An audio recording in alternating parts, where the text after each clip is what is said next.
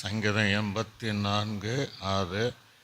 அழகையின் பள்ளத்தாக்கை உறவை நடந்து அதை நீரூற்றாக்கி கொள்கிறார்கள் என்று வேதம் சொல்லுகிறபடி, பள்ளத்தாக்கில் எப்படி தண்ணீர் நிற்கிறதோ, உங்கள் வாழ்க்கை முழுவதும் அழுகையாக இருந்தாலும், அந்த அழுகையின் பள்ளத்தாக்கிலே நீங்கள் நீ நடந்து கொண்டிருந்தாலும், உங்கள் வாழ்க்கையை கர்த்தர் சொல்கிற காரியம் அது களிப்பாக மாற்றுவேன் என்று கர்த்தர் சொல்கிறார்.